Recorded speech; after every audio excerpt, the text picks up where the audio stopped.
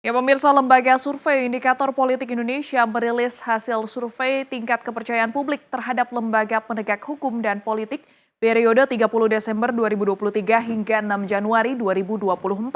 Kejaksaan Agung masih tetap menjadi lembaga penegak hukum paling dipercaya oleh masyarakat dengan nilai presentase nilai sebesar 76,3%.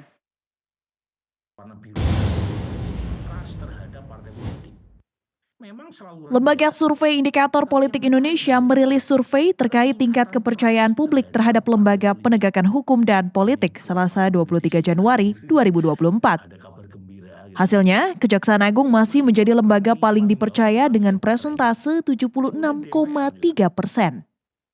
Pada September 2021 lalu, presentase kepercayaan publik memang sempat menurun, namun tak berselang lama, tren kepercayaan publik terhadap Kejagung semakin meningkat.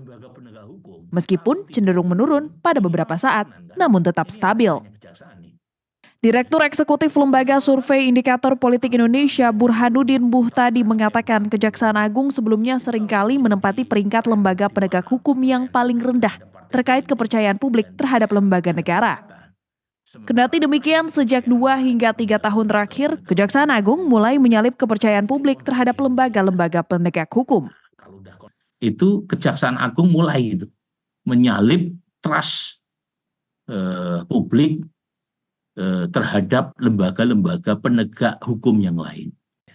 Sementara itu, survei ini juga membuktikan bahwa lembaga penegak hukum memiliki tingkat kepercayaan publik paling tinggi dibandingkan lembaga politik, di mana partai politik konsisten memiliki presentasi paling rendah sepanjang temuan survei. Tingkat kepercayaan terhadap lembaga dipengaruhi oleh sikap partisipan.